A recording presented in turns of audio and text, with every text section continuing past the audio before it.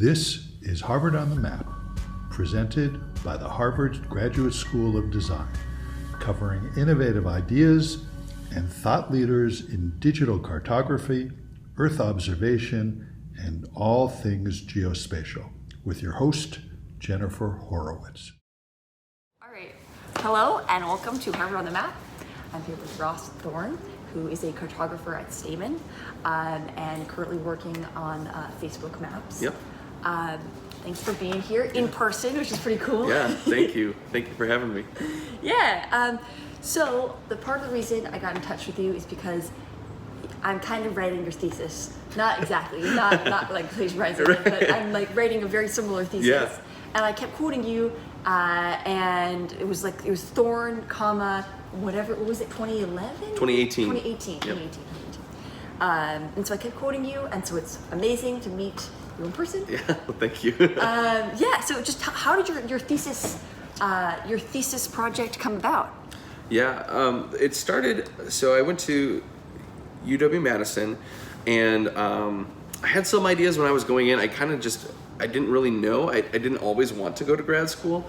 And then so I went there and were posed with these questions, and it's been like the most challenging that I've ever been like actually challenged and like told to question things in different ways. And I first thought I might do some augmented reality stuff, but I had literally no experience with it. I just thought it was pretty cool.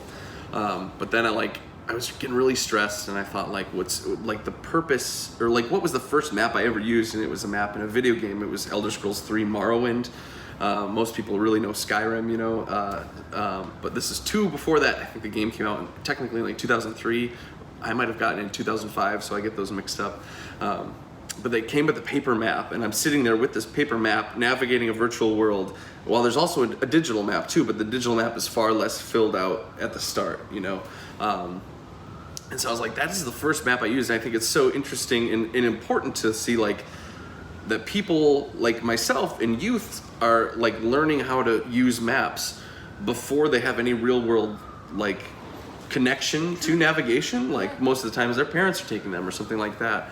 And for me, I was like, well, there's got to be something there. Like, you know, like let's start looking at games and maps. And then sometimes you think about game maps and map games, I guess. But there's just so much to learn, and they're often very beautiful and can be very smooth and stuff. So I think that's sort of what inspired me to do that.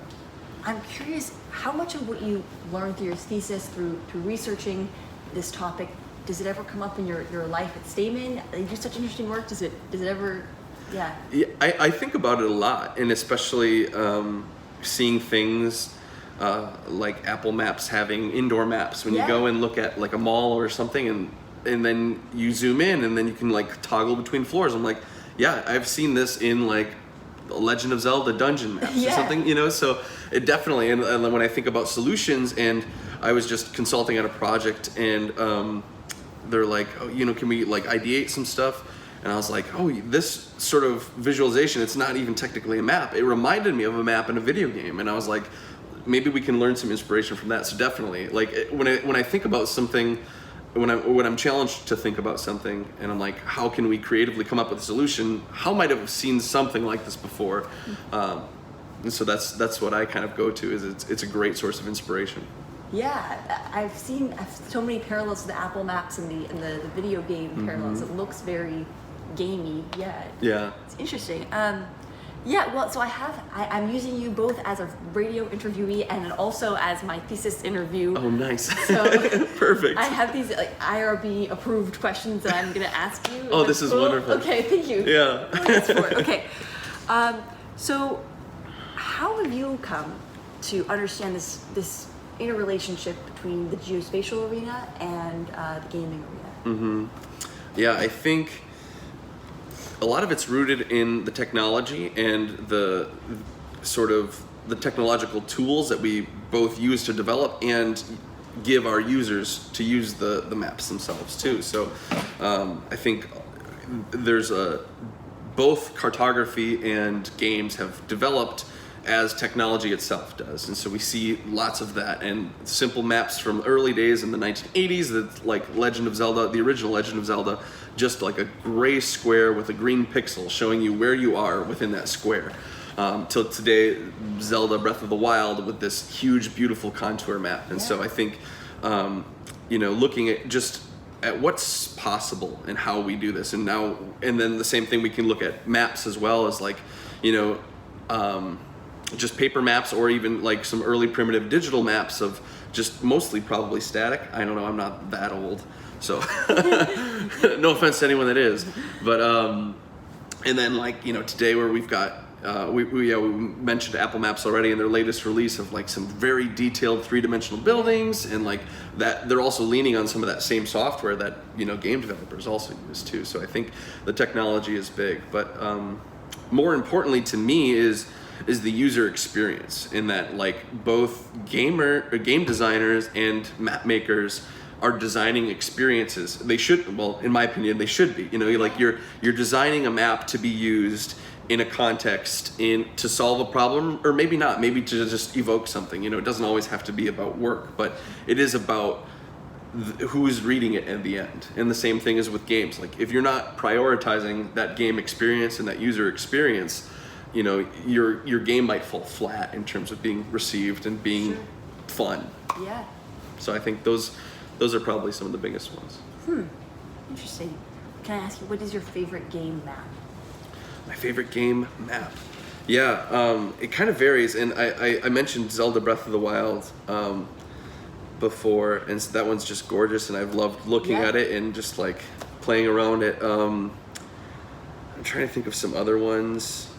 I love just like appreciating sometimes like the simplicity of some, as well as like the beauty of others too. And I guess those aren't mutually exclusive, but my favorite one recently, I might have to think about that some more. Yeah, fair. You can get back to me. I'm always curious. Yeah. I guess the last one I've really appreciated was maybe Outer Worlds, Outer Worlds, and so playing that one and looking at that and I like the color schemes that they've got. It's just gorgeous. So. Yeah, absolutely. I'm always curious. Yeah. Okay, so one of the things you mentioned how game development in its early days, right? It started with just people drawing sketches, and then now we have these really sophisticated game engines like Unity or Unreal to build games. But I wonder, in terms of dealing with different spatial data types, I see that as an issue that's often cited by folks in the geospace. You're working with, this is a shape file, but then now you also have LiDAR data and photogrammetry data, and you're trying to work with all these different data sources. Do you think that there are certain challenges that the geospatial developers or GIS folks experience that gaming folks could learn from, or that we could learn from gaming? That's a good question. I don't know if I'm familiar enough with the gaming side of things to know if they even face some similar challenges, but I know I've definitely like received things from clients where it's just like, here's a bunch of our CSVs. Yeah. Can we put these on a map? I'm like, I have no idea. Is this just data? Maybe. Can I tie it to a spot on that world? And so I don't really know the challenges that game designers have in terms of working with clients and migrating from legacy formats and stuff too. So it was just, I don't know. Yeah, it's fair. It's totally fair. Totally fair. Okay, so your particular thesis dealt so much with interactivity, and I wonder, in reflecting on some of your findings from the thesis, what were, you had this really interesting metric of looking at interactivity in different game maps, and you covered so many games over the course of that.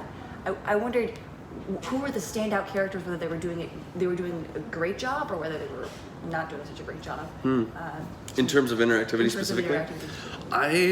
One thing that stands out to me was super interesting was a game by Campo Santo, I think I'm saying that right, is a Firewatch. Okay.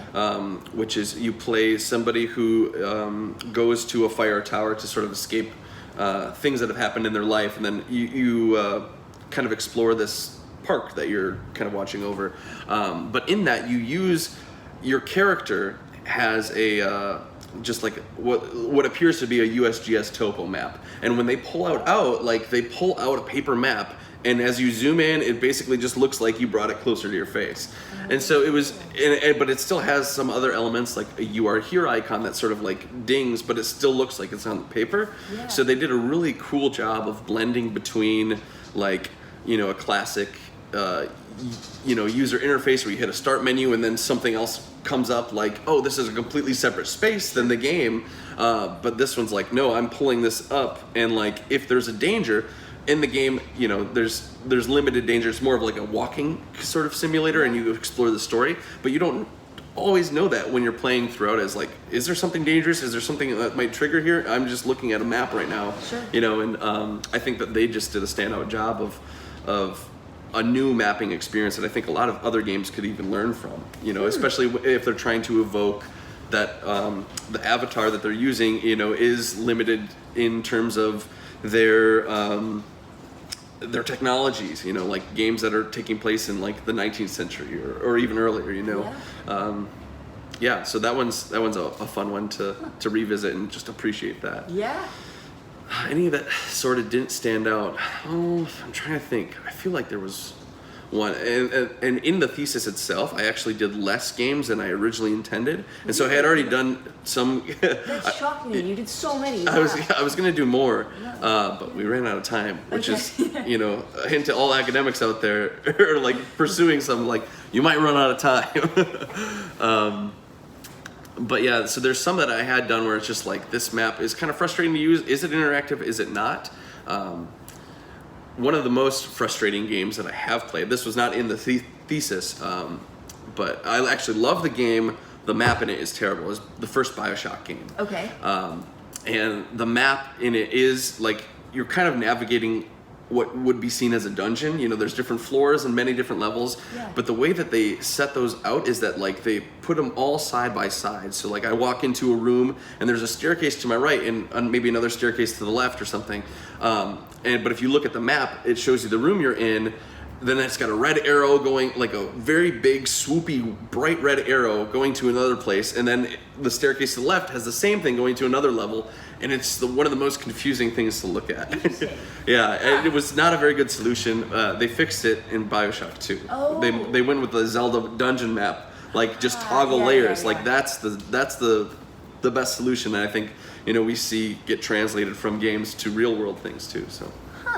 Interesting. Yeah. I saw Cyberpunk also came under fire for some bad interactivity. Also just sure. It's difficult to navigate that map. Sure. I saw a little bit, and I think I was prompting a streamer for questions. I was like, show me, wait, what happens here? And I think I heard a complaint, like sometimes there's so much on the map too or something. Huh. I didn't play it, so I can't speak too much on it. But Interesting, yeah. So how much do you, out of curiosity, you follow Twitch streams? Do you like... Yeah, occasionally. Yeah, I'll just, I used to stream myself, actually. Oh, really? Yeah, so it was not like a big thing or anything, but I was like, when I was doing my thesis, before it really hit hard with actually, I need to start writing this thing. I was like, okay, like let's tease out how this actual process is going to go, how I'm going to do like this analysis on these maps. And so what I did was I just kind of streamed it, and I would stream a game with a map, and then I'd like play the game, and then I'd take some time to look at the map and be like, look at these design things they're doing. This is what they're trying to do maybe, and this is how I feel about it, and like, oh, we can see that, they're using color value, these visual variables to do these things, and this one's really good. Maybe this one I would have done something different, Interesting. So I did that a little bit, and sometimes I'll just I'll find new. Can I find? Are they recorded? Are they not recorded? I know I don't think they're saved because that was a couple years ago. But I do have tutorials on my Twitch stream now that I did save because people asked me about them. Yeah. About like interactive fantasy maps that I've made. Oh, cool! Awesome. Yes, I saw that on your website. Yeah. Yes. So in your own creation, how is that? How is some of your findings from your thesis influence that? Sort of, is that more of like a creative fun side project? Yeah. Or did you get commissioned for some of your work? Sometimes, yeah. So I don't do commissions right now, mainly because I'm just too busy with my regular work, and I actually get fulfilled in it, which is weird, unheard of, right? But in previous jobs and stuff, I was like, I want to learn this, and it was actually how I learned Mapbox was like, I wanted an interactive map for my D&D campaign, and so what I did was I just like, let's see how to do it. I know I can kind of like make some custom tiles and stuff like that, and I can arbitrarily put something on the world's surface in GIS, you know, like, because you can put any sort of data anywhere you want, you know, and it might not actually exist there, but you know, I say it does, so it does in this in this weird digital space. Yes. So yeah, it was sort of just a side project to learn Mapbox and sharpen my interactive mapping skills, and now like, you know, I use a lot of those skills on my daily. So that's amazing. yeah. Wait, so I gotta ask, are you following Mapbox tutorials? Are you, because I'm trying to really dive into Mapbox this semester. You know. Yeah, and so they've got a lot more too now. They have a Twitch channel, and I think they save those VODs. And so you can find those where they have, a lot of those are either internal or external Mapbox folks that are like, here's Mapbox plus this technology, and here's how to integrate that. Or, but they also have some great docs and great examples, and I know some other things like that I tapped into, and then sometimes it's just, I don't know if if someone did encounter this or not. That's the most frustrating thing. Yeah. But it's pretty good so far, I think. Huh. Yeah, it's definitely niche. It's like I feel like some of the other CS stuff, like you look it up on Stack Overflow, no problem. But then Mapbox, it's its own sort of like very niche world. Yeah, so definitely can be. Yeah, it's hard to. For sure. Sorry. No, yeah, definitely. Yeah. So okay, yes, Mapbox very specific to the challenge I'm currently faced with. So that's again another weird parallel. Finally, what have been some of the game-changing technical advancements that you've seen that have changed the geo and gaming space? Interesting. Sort of changed the field. Yeah, I don't know. In terms of my professional, like I've only really been a professional for a few years, Sure. so I haven't been around to see so much change. But you know, I think conceptually, and as I was going through some of these game maps, I really liked. I don't know if this totally relates to the question or not, but like this, there was one example that I would see like, oh, now games are starting to show whether an objective is above or below you. And so like they started to get a little bit more creative and explicit with, you know, destinations. And I think this is really relevant too, like with mobile mapping and augmented reality mapping kind of on the forefront of things as we are just moving and barreling forward. You know, like how do I tell somebody that they're gonna have to go uphill, you know, without them being able to really see the entire path, you know? And actually the first evidence I saw of it was in a Grand Theft Auto game. I think it was Vice City maybe, where like it was a weird solution, but it still kind of worked, where like if I had to go to a destination and it was above me, like I might be getting this wrong, but it was the icon was a triangle, and then if it was below me, it was like a square or a circle or something. And I was like, interesting. And then like I didn't see that again when I was looking for games till like 10 years later, and it was in like Halo Reach. And so they did the same thing of like if someone's above you, they're an upwards triangle. If someone's below you, they might have made you transparent. And so it's weird seeing how like the game designers are sort of teasing out these concepts that I think are good developments and are starting to become more. And now I think they're starting to get a little bit more smoother in how they're actually symbolizing those things. But I think that, you know, that's one way that mapping can look at like, oh, gaming has had the technology first off to see like that your objective or your enemy or your ally is above or below you. And now we're seeing like, okay, we've got that data now with routing and with other sort of mapping things. We have to, you know, we can look to games to see how they've done this in the past 10 years ago. Huh, that's interesting. Yeah. I didn't know that. Huh. So I think some of those concepts, rather than, you know, of different handling of visualizations and symbolizations, is how some of those things evolved, rather than the tech, I guess, that I can really speak about. Yeah, no, that's super interesting. Huh. So I'm done with my IRB approved thesis questions, but I'd love to ask you about your work at Stamen. I followed your guys' work. You always use it as like the example, taking a gazillion cartography classes, and it's always like used as the example. Oh, cool! Yeah. Amazing cartography. So how did you get involved with them, and when did you start? Yeah, I've been there since January of this year, so pretty new to the team. Yeah. My good friend Jonah reached out to me.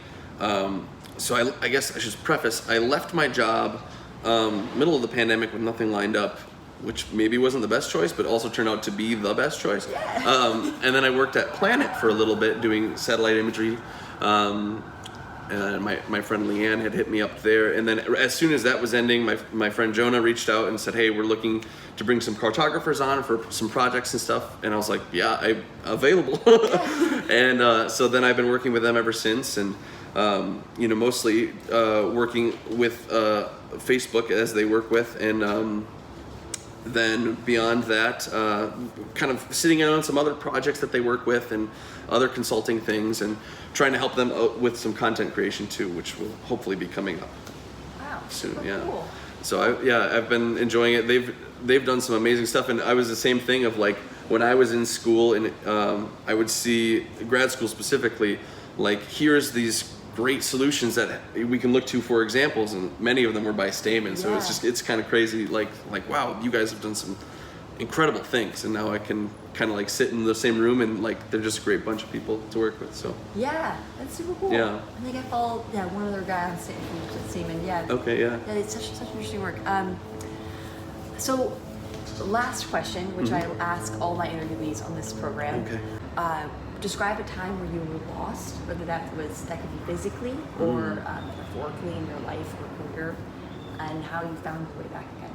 Oh, interesting. Yeah, I mean, it's such a, maybe it seems almost too obvious of like this past year of, so much uncertainty, which we've heard to without end. Like every ad you look at, it's like these unprecedented times. And I don't want to say that. But, there was just so much that had gone on, and everyone's got family that they're worried about. And especially me, I've got, two of my parents, they're getting older and they've got different health conditions. And I'm like constantly worried about them, and everything, I think I talked about, leaving my last job too, is just so much uncertainty and lost, and like, but the thing that I was really lost in is like, what am I prioritizing here? Like, am I prioritizing my happiness? Am I prioritizing my well-being? And like, what else matters? And I think to me at that moment was like, as soon as I brought that to the forefront, I was able to, to move towards better things in life. So I think that's really it, is like, yeah, when I was able to reconsider the things that make me happy, and in the past year or two, it's been a continuous journey. I'm still like getting there, but it's like saying no to projects that I don't really want to work on, and like I used to be sort of like a yes man of like, man, seems like, and a lot of times they seem like really cool projects, and like I know I could learn a lot, we could make something cool, but at the same time I'm like, I've got other projects that I'm working on that also I really want to get better at, and I think we can make something cool. So being able to say no and reprioritizing myself has really brought me back to a place that I really like and I'm enjoying. So that's awesome. Yeah. Yeah. Thank you for asking. Yeah. Well, thanks for coming, and thanks for being in Boston. I know you're here already, but this is awesome. I get to meet you in person. Yeah. Yeah.